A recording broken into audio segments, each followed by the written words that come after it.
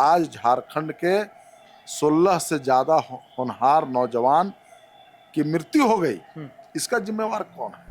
हेमंत सोरेन की सरकार जाएगी, भाजपा की सरकार आएगी, साफ सुथरी बहाली और अधिक से अधिक बहाली हम लोग करेंगे, नौजवानों को रोजगार। मैया सम्मान यात्रा यह नकल था जी, परिवर्तन यात्रा का। जी, हम लोगों ने कहा कि राम मंदिर बनाएंगे, हम लोगों ने कहा धारा 370 हटाएंगे, और हम लोग हटाए भी धारा 370 और राम मंदिर बनाए भी।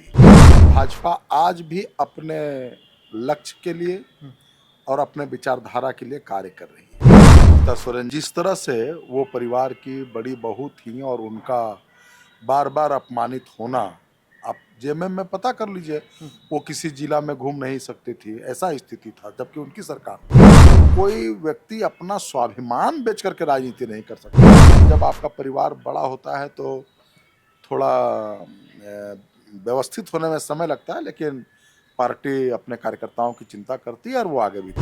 झारखंड में विधानसभा चुनाव का शंखनाद हो चुका है। सभी राजनीतिक दल अपने अपने स्तर से तैयारियों में जुटे हुए हैं, लेकिन जो चर्चा हो रही है वह चर्चा हो रही है भारतीय जनता पार्टी की तैयारी और रणनीति को लेकर। सब कह रहे हैं कि भारतीय जनता पार्टी पहली वाली पार्टी नहीं रही। इसी मुद्दे पर आज हम चर्चा करेंगे और हमारे साथ भाजपा नेता सुनील साहू मौजूद हैं और बरही से इस बार विधानसभा चुनाव लड़ने की तैयारी भी कर रहे हैं। सुनील जी, सब यही कह रहे हैं कि भारतीय जनता पार्टी वह पार्टी नहीं रही जो अटल बिहारी वाजपेयी के समय हुआ करती थी। क्या कुछ ऐसा है क्या? सबसे पहले तो आपके सभी दर्शकों का हार्दिक अभिनंदन, स्वागत। भारतीय जनता पार्टी की स्थापना 1980 में हुई जी, और हम लोगों ने कहा कि राम मंदिर बनाएंगे, हम लोगों ने कहा धारा 370 हटाएंगे, और हम लोग हटाए भी धारा 370 और राम मंदिर बनाए भी। जी, तो यदि आप ये कहते हैं कि वो भाजपा नहीं है, तो फिर हम लोग तो इन सब विषयों पर काम नहीं करते। जी, भाजपा आज भी अपने लक्ष्य के लिए और अपने विचारधारा के लिए कार्य कर रही है, इसलिए जो लोग ऐसा बोलते हैं वो बेबुनियाद है। लेकिन जिस प्रकार से मौजूदा समय में इंपोर्ट एक्सपोर्ट किया जा रहा है बाहरी नेताओं को, चाहे चंपाई सोरेन हो, चाहे मधु कोड़ा हो, चाहे गीता कोड़ा हो, चाहे सीता सोरेन हो, या लोबिन हेम्ब्रम हो, या कमलेश सिंह जिन्होंने कल ही भारतीय जनता पार्टी को ज्वाइन किया है, लोग तो यही कह रहे हैं कि लगता है भारतीय जनता पार्टी के पास अपना कोई चेहरा नहीं बचा, इसलिए इंपोर्ट एक्सपोर्ट का खेल खेला जा रहा है। कितनी सच्चाई है इस बात में? ये जो बातें आप कह रहे हैं वो विपक्ष के द्वारा फैलाया गया प्रोपगेंडा है। जी, हमारे यहाँ सीता सोरेन जी आई, हम लोगों ने उनका स्वागत किया, और जिस तरह से वो परिवार की बड़ी बहू थी और उनका बार बार अपमानित होना, आप जेएमएम में पता कर लीजिए, वो किसी जिला में घूम नहीं सकती थी, ऐसा स्थिति था, जबकि उनकी सरकार थी, इसलिए उन्होंने जेएमएम रिजाइन किया। गीता कोड़ा पूर्व की सांसद, पूर्व की विधायक रही हैं, मधु कोड़ा जी की पत्नी है। मधु कोड़ा जी हम लोगों के दल से रहे हैं और एक सांसद के रूप में, विधायक के रूप में गीता कोड़ा के ऊपर कोई आरोप नहीं था।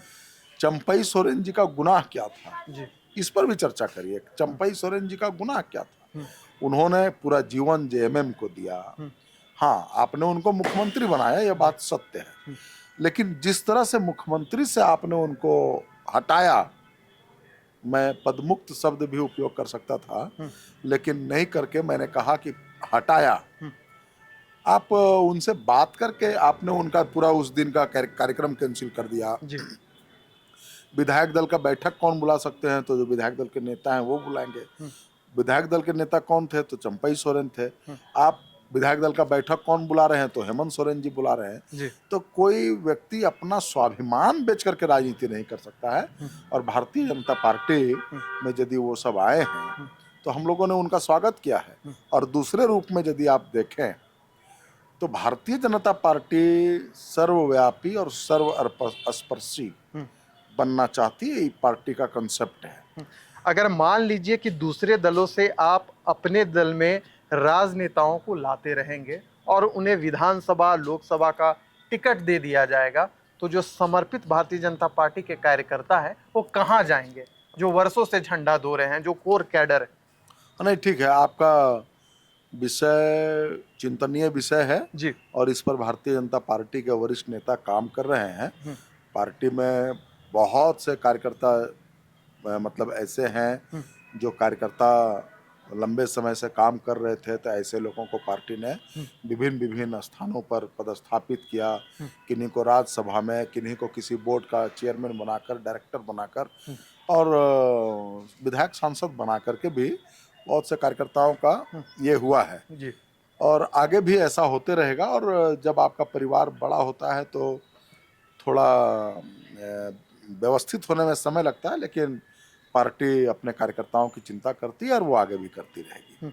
अगर हम इस विधानसभा चुनाव में भारतीय जनता पार्टी की रिपोर्ट कार्ड को देखें तो आप लोग 20 सितंबर से परिवर्तन यात्रा निकाले, 13 दिनों तक यह परिवर्तन यात्रा चली। आपने 60 से अधिक वरिष्ठ भाजपा नेताओं को झारखंड की धरती पर उतारने का काम किया। अगर हम मैया सम्मान यात्रा को देखें तो मुख्यमंत्री ने इसका जवाब दिया। लोकसभा चुनाव में भी कई जो केंद्र स्तर के जो नेता थे, झारखंड में भारतीय जनता पार्टी ने उतारने का काम किया था, लेकिन लोकसभा चुनाव में हुआ क्या कि आप लोगों की सीटें घट गई। आशा यही लगाई जा रही है, राजनीतिक पंडित यही कह रहे हैं कि इस बार भी भारतीय जनता पार्टी का वही हाल होगा जो हाल 2019 में हुआ था। इस पर आपकी क्या राय रहेगी? देखिए, परिवर्तन यात्रा और मैया सम्मान यात्रा का कंपैरिजन करना थोड़ा गलत होगा जी। और ये मैं इसलिए कह रहा हूँ कि मैया सम्मान यात्रा यह नकल था जी। परिवर्तन यात्रा का। जी। हम उनका पहले से तो कोई कार्यक्रम तय नहीं था। हम लोगों ने जब परिवर्तन यात्रा किया और पूरे राज्य का आपके पास जानकारी होगा, चूंकि आप भी पूरे जिम्मेवार मतलब आपका ये चलता है द जनसभा, तो आपके पास भी जानकारी होगी। जी।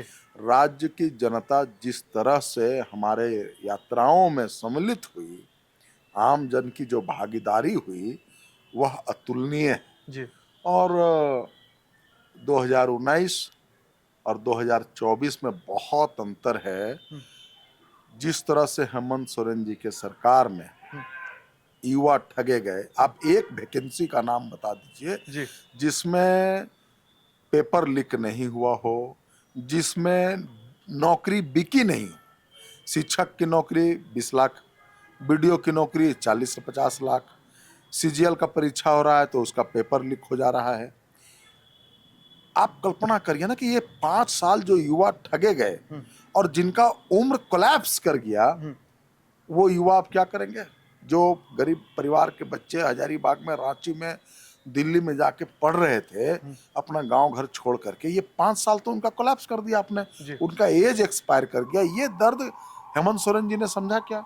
यदि वो समझे रहते तो क्या पेपर लीक का मामला आता क्या? जी। अभी सीजीएल के एग्जाम हुई, लड़के आंदोलनरत हैं, उन बच्चों के ऊपर आपने मुकदमा दर्ज कर दिया। आप हमको सिंपल सा बात बताइए ना भाई साहब, आपने उत्पाद सिपाही की बहाली निकाली। जी। 5 लाख से ज्यादा बच्चे फॉर्म भरे। पहले क्या होता था कि पहले एग्जाम होता था, उसके बाद उसमें शॉर्ट लिस्ट हो जाता था। केवल हेमंत सोरेन जी ने एग्जाम नहीं लेकर के पहले दौड़ करा दिया जी। कि 5 लाख लोग युवा दौड़ेगा, ये उत्साह में रहेगा, हमारी सरकार दोबारा बन जाएगी। आनंद फानंद में उन्होंने फार्म भरवाया और तुरंत डेट निकाल दिया। बच्चों को तैयारी की समय नहीं मिली। आज झारखंड के 16 से ज्यादा होनहार नौजवान की मृत्यु हो गई। इसका जिम्मेवार कौन है? ऐसे लोगों का श्राप हेमंत सोरेन सरकार को लगेगा और हेमंत सोरेन की सरकार जाएगी, भाजपा की सरकार आएगी। साफ सुथरी बहाली और अधिक से अधिक बहाली हम लोग करेंगे, नौजवानों को रोजगार देंगे। युवाओं का श्राप मुख्यमंत्री हेमंत सोरेन को लगेगा, ऐसा भाजपा नेता सुनील साहू का कहना है। विधानसभा चुनाव नजदीक है, देखने वाली बात होगी कि क्या इस बार सत्ता में परिवर्तन होता है या फिर भारतीय जनता पार्टी का हाल वही होगा जो 2019 में हुआ था। फिलहाल दीजिए हमें इजाजत।